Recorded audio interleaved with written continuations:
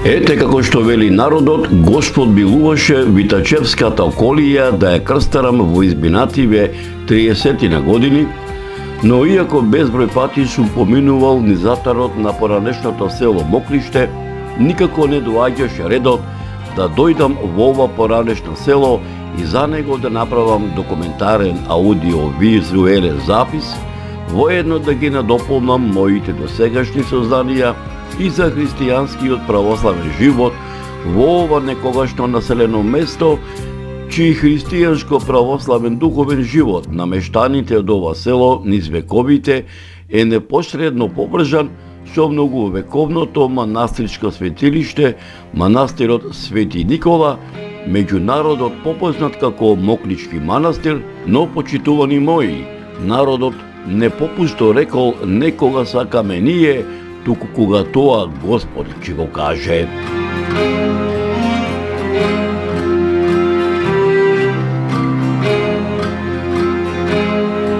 Одлуката така народски да се изразам падна на 16 јуни 2025 Господово лето, на денот на одбележувањето на 82 годишнината од погибието на 12 млади момчиња од селото Ваташа, кое го извршија во местоста викана Чаир, во непосредна близина на тогашното село Моклиште, бугарските фашистички сили на 16 јуни 1943 година, каде што продукцијата Маријово филм беше дојдена во селото Ваташа за да направи нова документарна репортажа за ова кавадаречко село, каде што заедно со професорот Драгослав Миновски, еден од најпознатите денешни не само во македонскиве, туку и широ балканскиве простори, географи, етнографи и историографи, си дадовме збор дека еден ден ќе дојдеме во некогашно во село Моклиште и за ова некогашно село да направиме документарен аудио-визуелен запис. И навистина така бидна. Ете како што вели народот, Господ милуваше некогашното село Моклиште заедно со професорот Драгослав Миновски да го посетиме ова 2026 Господово лето и за него да направиме документарен аудио-визуелен запис, воедно да ги надопомниме нашите досегашни созданија и за христијанскиот православен живот во ова некогашно населено место, чии христијанско православен духовен живот на мештаните од ова село низ вековите е непосредно поврзан со многовековното манастирско светилиште, манастирот Свети Никола, меѓу народот попознат како Моклишки манастир.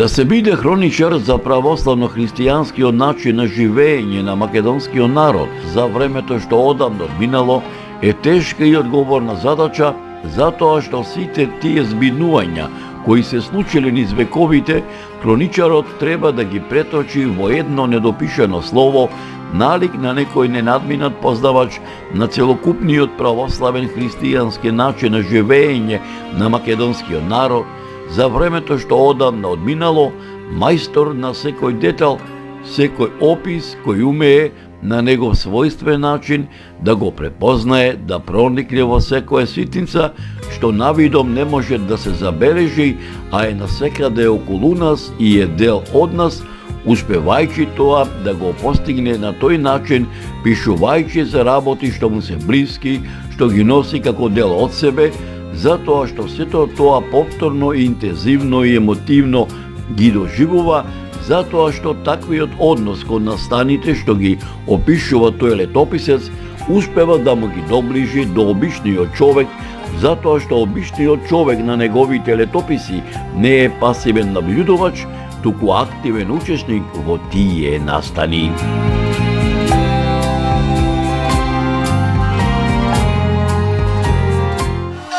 Македонската православна црква е темелот на македонската самобитност. Низ вековите, првично преку Охридската архиепископија и во средновековието и после поточно речено 1767 година,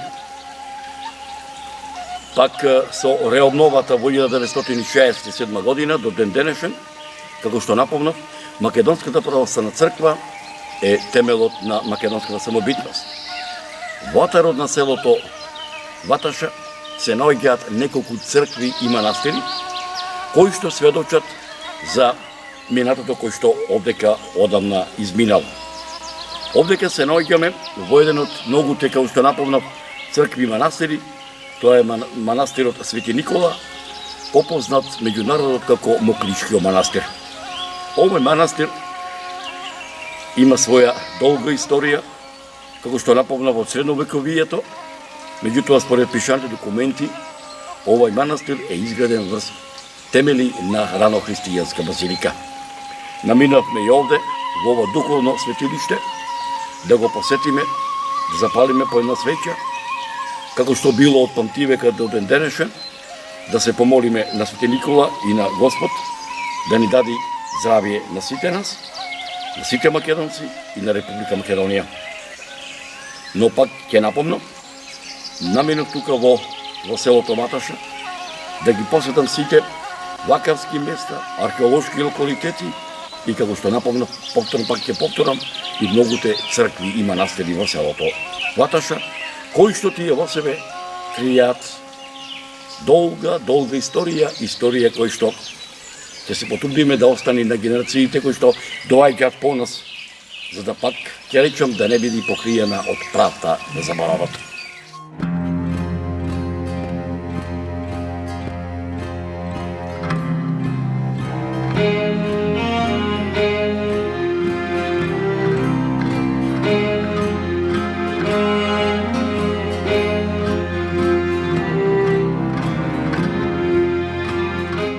Почитувани мои, пред да го проследите документарниот запис од моите досегашни историографски истражувања за Моклишкиот манастир, копајќи низ архивите ширум Македонија, предлагам да ги проследите досегашните историографски, етнографски, пред се православно-христијански истражувања за Моклишко-Витачевската регија, како за времето што одамна изминало, така и за денешнава наша насушна денешница на професорот Драгослав Миновски, еден од најпознатите денешни не само во македонскиве, туку и ширум балканскиве простори, географи, етнографи и историографи, воедно дел од менаџерскиот тим на продукцијата Маријово филм, копајќи во архивите ширум Македонија во продолжение на оваа репортажа.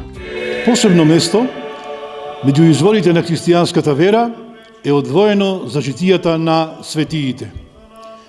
Под ова име се подразбираат делата од духовната литература во кои се собрани и опишани животите на светите личности, нивното прославување од страна на Бога, како и настаните чии што спомен црквата ги празнува, иако повеќе од сигурно е дека на соборот на светиите му припаѓаат и оние чии што животи не се запишани. Житијата на светиите, според зборовите на отец Јустин Попович, го представуваат животот на Господ Христос, кој се повторува во животите на светиите, бидејќи црквата и се во неа го одразува животот на Господ Исус Христос. Светиите длабоко во себе го врежале Христовиот лик и христијанскиот начин на живот, поради што верните во црквата ги доживуваат како вистински сведоци на вистинската вера.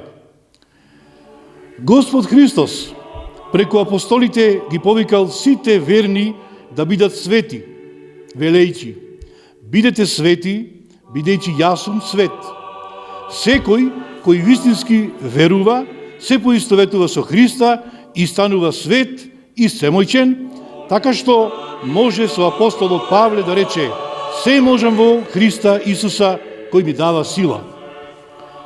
И навистина, светите апостоли правеле величествени дела со силата што им ја подарил Господ. Воскреснувале мртви, исцелувале со својата сенка или убрус. Така, тие на дело ги исполниле Христовите зборови: вистина ви велам, кој верува во мене, Делата што ги правам јас, ќе ги прави и тој, и поголеми од овие ќе прави. Образецот на поистоветување со Христа го наоѓаме во зборовите на апостол Павле. Не живеам веќе јас, туку Христос живее во мене. Животите на светите апостоли и на првите христијани се опишани во делата апостолски. Евангелистот Лука ги изнел подвизите и страдањата на првите ученици на Спасителот и на останатите негови следбеници. Делата на светите апостоли се продолжение на животот и делото на Господ Христос и тие со посредство на Духот Свет се пренесуваат на верниците во црквата. Житијата пак на светиите се своевидно продолжение на делата апостолски, бидејќи покажуваат личности чиј што живот е исполнет со вистинска вера во Господа Христа, во Света Троица, во црквата и светите тајни. Светиите меѓусебно се разликуваат според личните дарови и придонесот кон живото предание на црквата. Пророци се оние свети Божји луѓе кои живееле во времето пред Христовото овоплотување. Тие, на избраниот народ Божји, му го прорекувале доаѓањето на Синот Божји на земјата и други настани од неговиот живот, како и од животот на црквата. Апостоли се учениците Христови и непосредните сведоци на неговиот живот и божествените дела. Овде е важно да се спомне дека на апостол Павле, кој не бил следбеник Христов, за време на неговиот живот, Господ му дал на апостолство, јавувајќи му се на патот за Дамаск. Бидејќи апостоли можеле да бидат само оние кои го виделе Господа, јавувањето на Спасителот на дотогаш ревносниот гонител на христијаните бил настан кој го означил почетокот на неговото апостолско сведочење. Меѓу апостолите посебно место завземаат евангелистите Матеј, Марко, Лука и Јован, кои ги запишале најважните настани од Христовиот живот, зашто, како што вели апостолот и евангелист Јован, а има и многу други работи што ги направи Исус, кои, ако би се запишале, не би можеле да се соберат во целиот свет напишаните книги. Во сведочењето на верата во раната црква, голема улога имале мачениците. Според зборовите на Тертулијан, нивната крв била семе за нови христијани. Мачениците достигнале највисок степен на љубов кон Христа, жртвувајќи го собствениот живот од верност кон Него. Тие се и најслични на Господа Христа, кој самиот бил маченик и образец на мачеништвото. Прв кој пострадал за верата бил свети архиџакон Стефан. Тој во часот на смртта покажал љубов кон оние кои го каменувале велејќи: Господи, не земаим го ова за грев, и одлика на сите маченици е што страдале без омраза кон своите убици, поддржувајќи го Господа на крстот, кој му се молел на Отецот за безумните евреи: Отче, прости им, не знаат што прават. Од првите векови постојат записи со подробни описи на страдањата на мачениците, познати под името маченички податоци. Овие записи во раната црква биле читани на црковните собори веднаш по Светото Писмо. Картагинскиот собор од 418 година усвоил и правило тие задолжително да се читаат и на богослужбите во деновите на славењето на светите маченици. Покрај мачеништвото, во црквата постојат и други видови на сведочење на вистинската вера. Свети Кипријан Картагински му пишувал на своето свештенство посебно да ги помнат деновите кога се упокоиле исповедниците на верата Христова, за да може целата црква да го слави нивниот спомен, заедно со споменот на мачениците. Исповедниците во клучните настани од животот на црквата го исповедале нејзиното вистинско учење и ја бранеле црквата од соблазната на разните ереси. Голем исповедник меѓу светиите е свети Максим исповедник.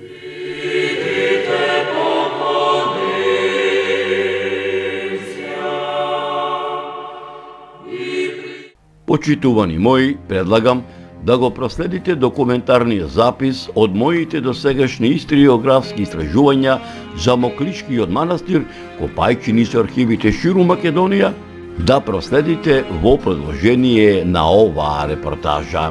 Моклишкиот манастир е многувековно православно христијанско светилиште.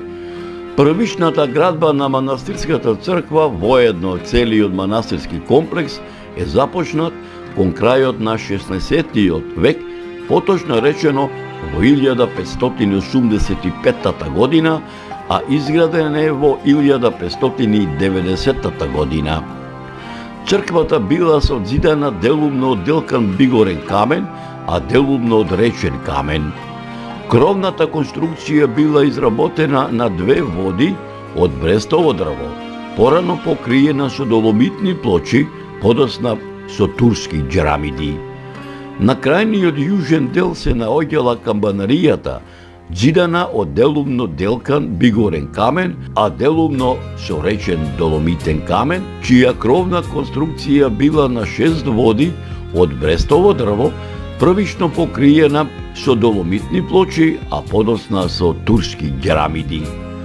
Манастирското ѕвоно било излеано во градот Парга, чии собственици на леарницата биле членови на православниот христијански род од градот Парга, од кој семеен род води потекло големиот отомански везир Невешехарили Дамат Паргали Паша, каде што од приземјето до камбаната воделе дрвени скали, изработени од брестови делкани греди и штици.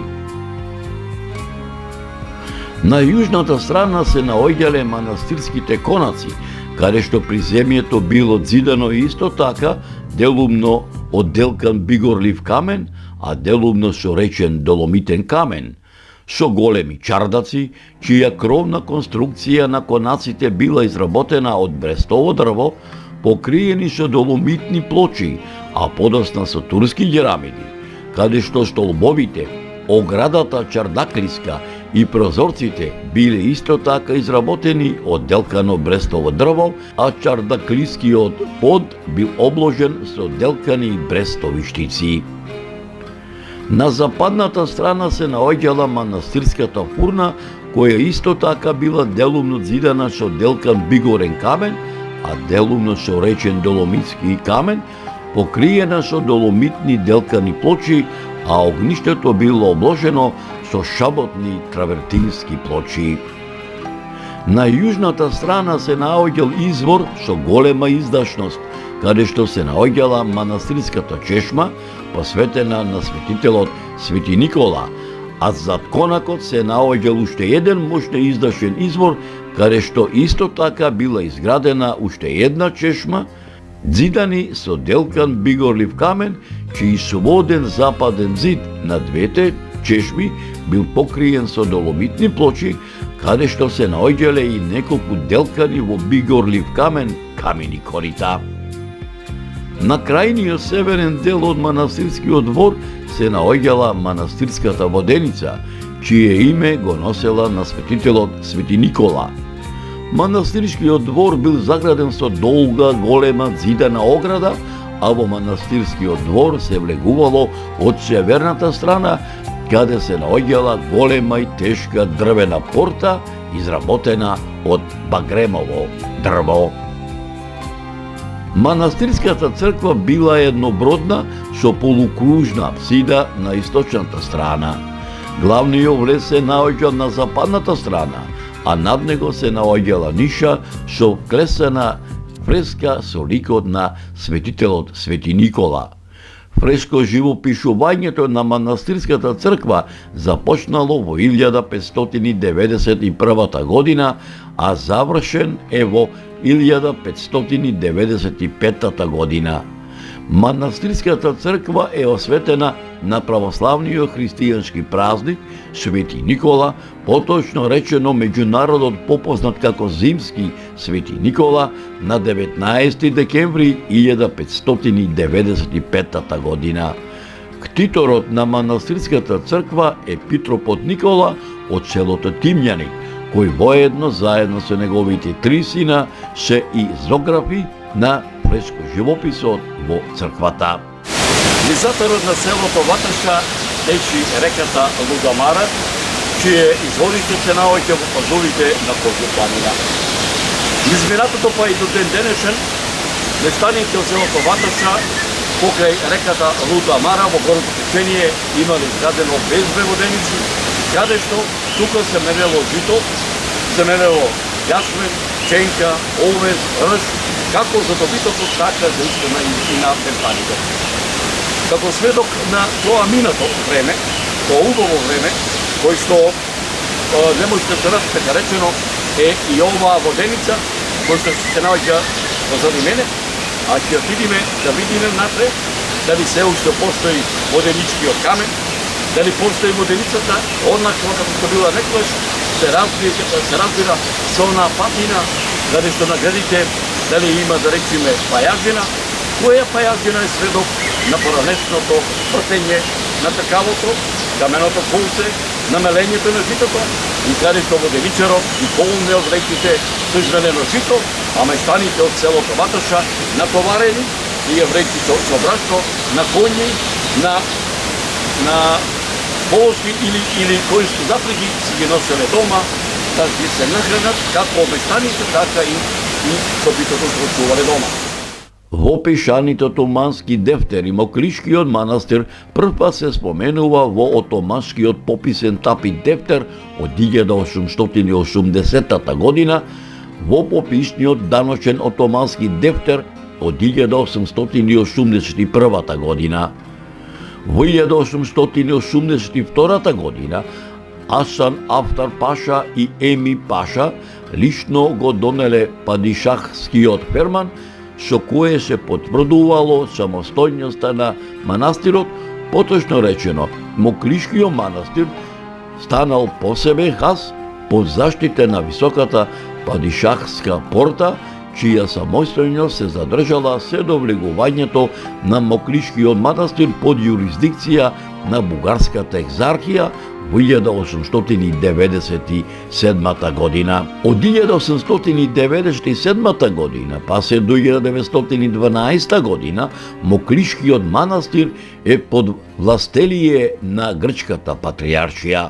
Од 1912 година па се до 1914 година е под јурисдикција на Печката патријаршија, а од 1914 година па се до 1918 година повторно е под јурисдикција на Бугарската екзархија, а од 1918 година па се до 1941 година припаѓа на Печката патријаршија, а од 1941 година до 1944 година под трет пат потпаѓа под екзо-бугарската патријаршија, а од 1944 година па се до 1958 година е под јурисдикција на Српската православна црква, а од 1958 година влегува во Злетовско-Струмичката епархија, која е една од трите епархии на вообновената Охридска архиепископија во лицето на Македонската православна црква. Моклишкиот манастир, иако бил под јурисдикција како на Бугарската екзархија, така и под Српската патријаршија и Грчката патријаршија, сепак никогаш не ја изгубил својата самостојност, поточно речено самостојното духовно живење, а тоа се должело на многобројното монашко братство. Манастирот представувал образовен центар на тиквешијата.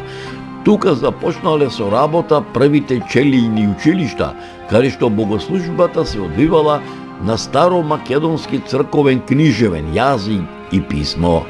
Манастирот бил познат по својата библиотека, која располагала со повеќе од 20 товари со книги, а тоа е резултат на развиената препишувачка школа, која библиотека, за жал, со текот на времето била уништена од несовесните и ненародните калуѓери, а тоа го потврдува записот на старомакедонски книжевен јазик и писмо од 1768 година, каде што се вели: овој божествен минај од Полошкиот манастир го донел Арсений во Моклишкиот манастир.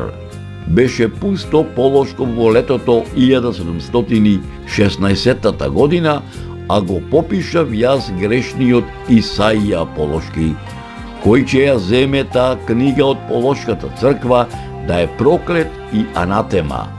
Кога ќе дојде некој калуѓер од Полошко да ја врати во Полошко.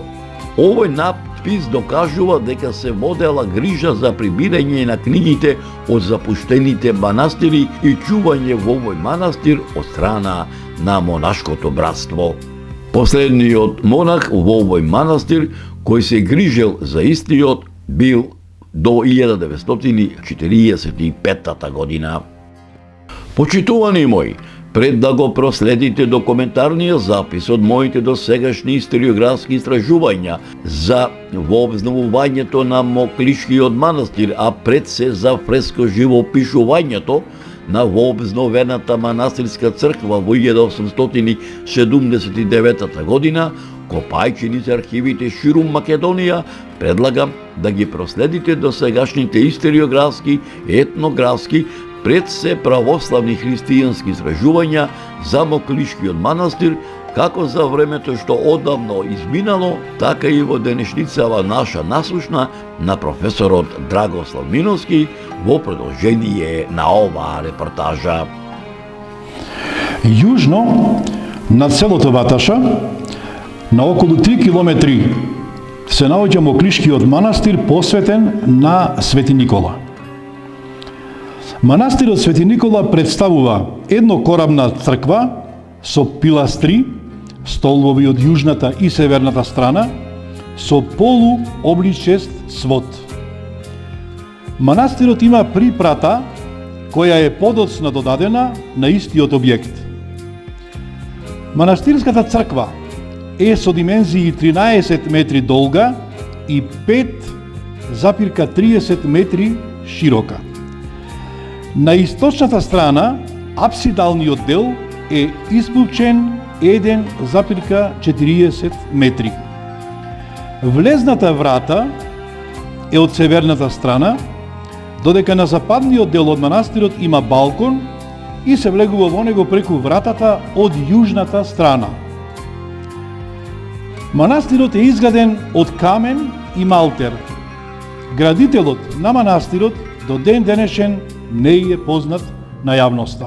Во внатрешниот дел од влезната врата има надпис на црковно-словенски јазик во кој е напишано: во името на Отца и Сина и Светиот Дух се живописа Светиот Божји храм на неговиот архиереј, чудотворец Христов Никола од Кир Никола од Тимјаник со своите синови Кир Јовче, Кир Бојко и Кир Дане за вечно сеќавање.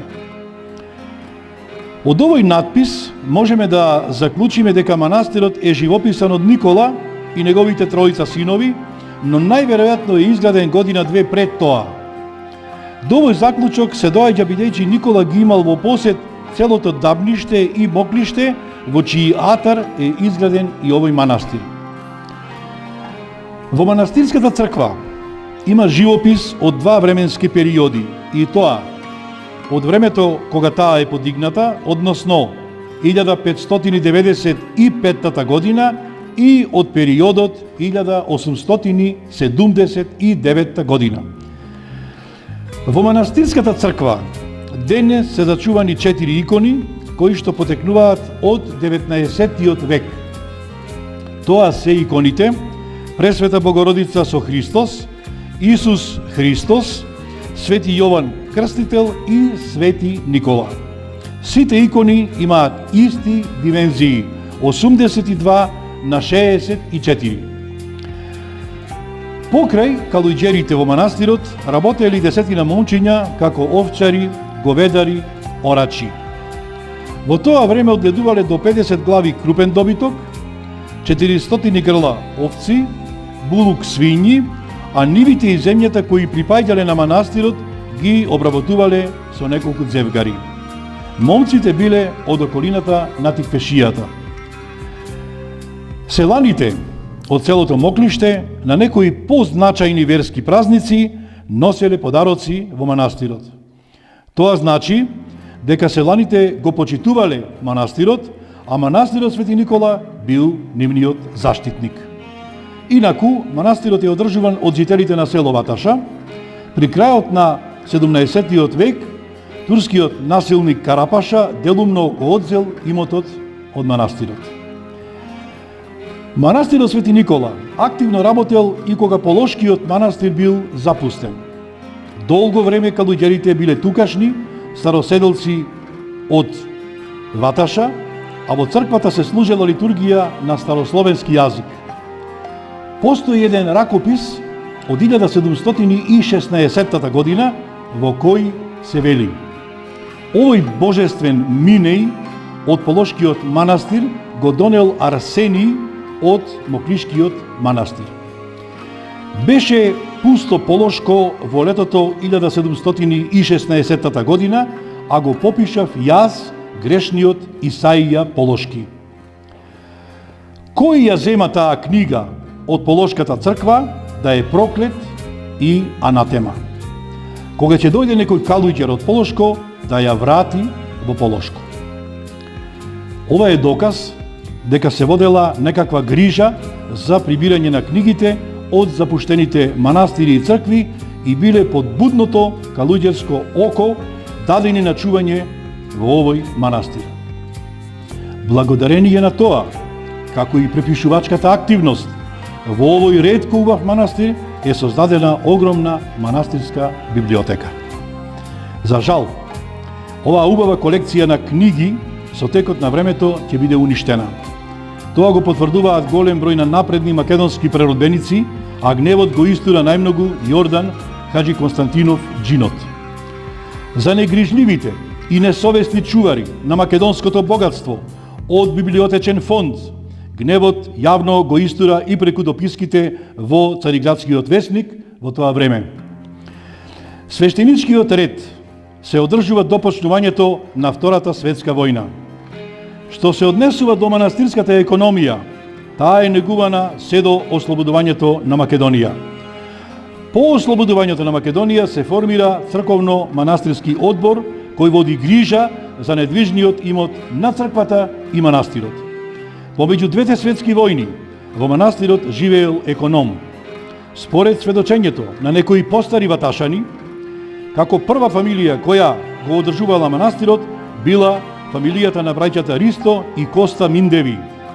Тие биле родум од селото Зборско, Егејска Македонија, а во текот на 1916 година избегале оттаму и дошле да живеат во селото Дабниште, Тиквешко. Од Дабниште во текот на 1920 година доаѓаат во село Моклиште и оттогаш го одржуваат манастирот.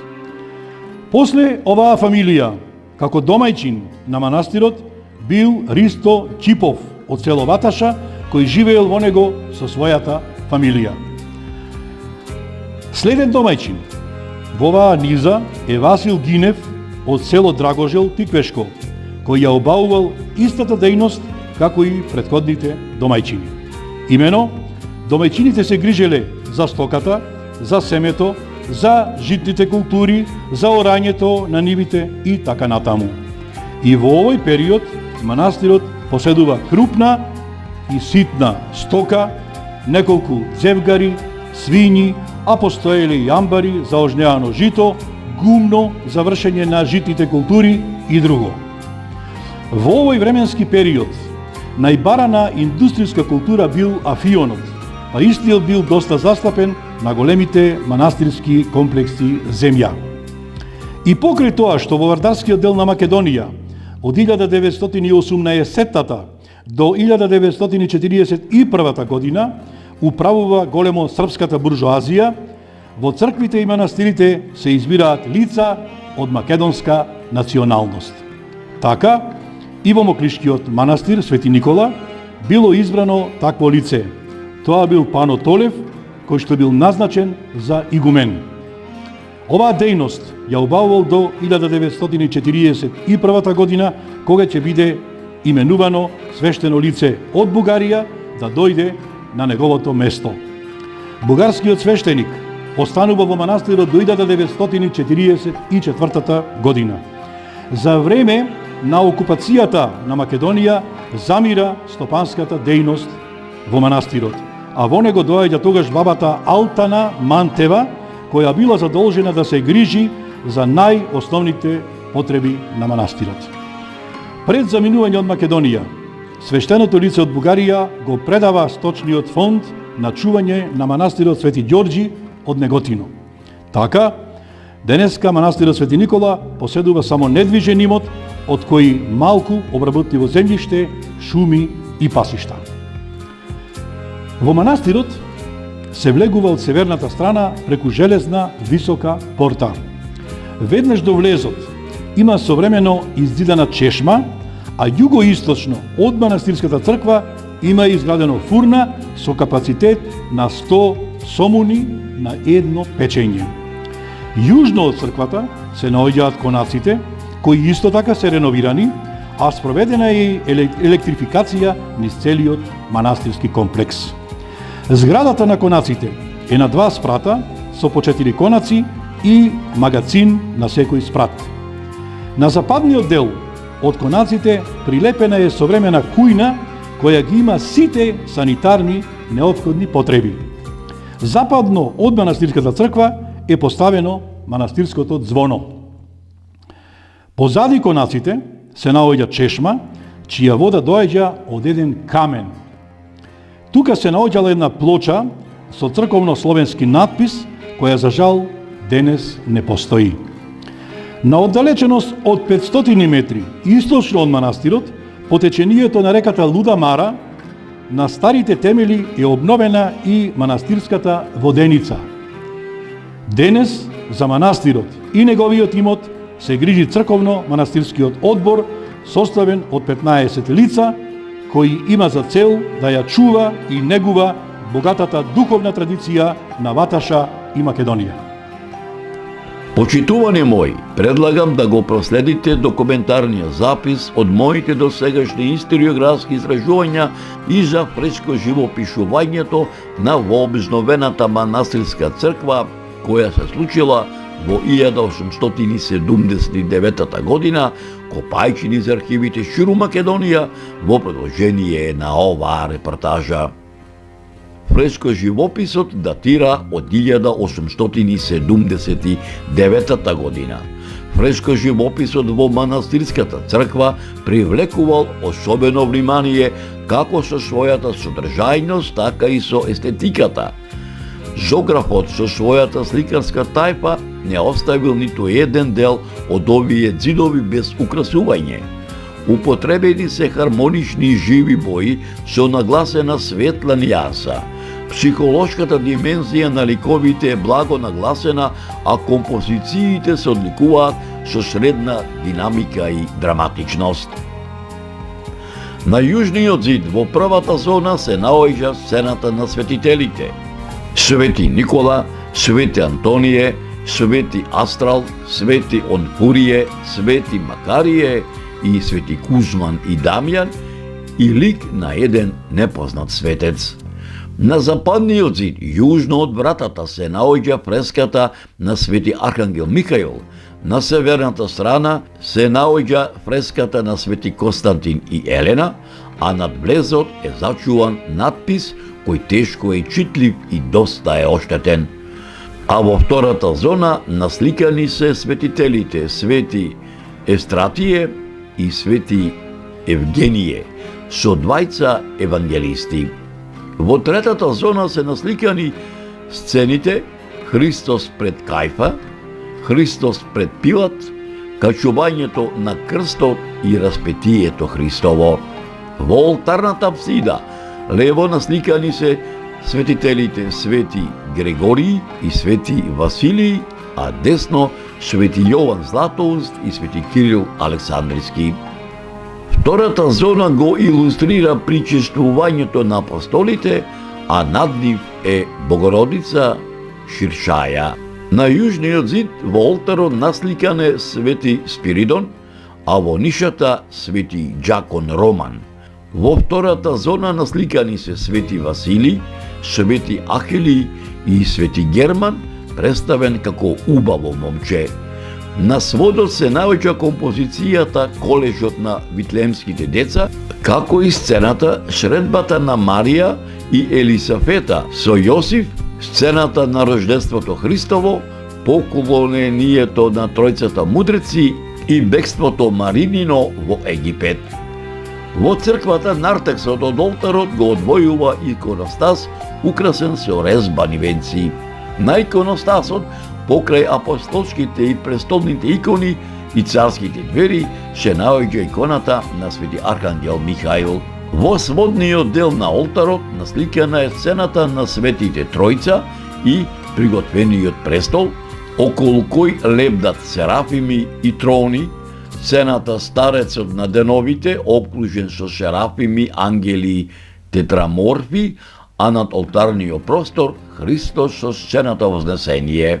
Во пониските појаши насликани се до појасни ликови на пророци во медалјони по 10 од секоја страна, и тоа на југ кон олтарскиот простор насликани се пророците Исаија, Илија, Мелахи, Давид, Самуил и Михеј, а на спротивната страна од запад кон олтарниот простор пророците Захари, Јаков и Осеј, а меѓу нив и ликови на не многу познати пророци. Во олтарскиот дел следи сцената со архиереите Свети Петар Александрийски и Свети Атанасии.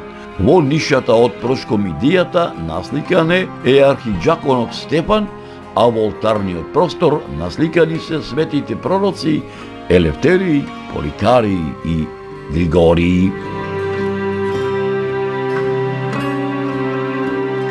Почитувани мои, да се биде хроничар за православно-христијанскиот начин на живење на македонскиот народ, поточно речено за македонските цркви и манастири, воедно и за многовековниот манастир, чие име го носи на светителот Свети Никола, меѓу народот попознат како Моклички манастир, е тешка и одговорна задача, затоа што сите тие збидувања кои се случиле низ вековите, хроничарот треба да ги преточи во едно недопишано слово, налик на некој ненадминат познавач на целокупниот православен христијански начин на живење на македонскиот народ, на времето што одамна одминало, мајстор на секој детал, секој опис кој умее на него својствен начин да го препознае, да проникне во секоја ситница што навидум не може да се забележи, а е насекаде околу нас и е дел од нас,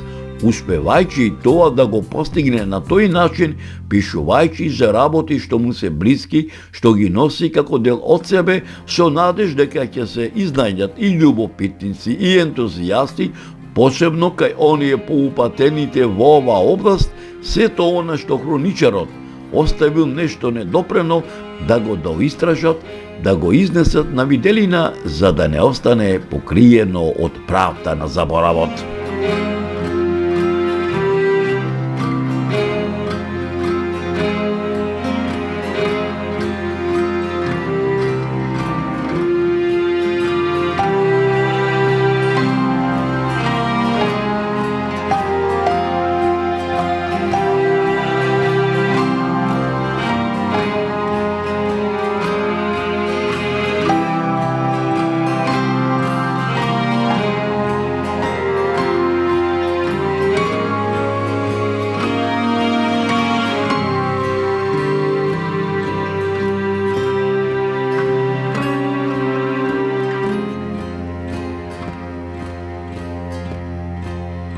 Thank you.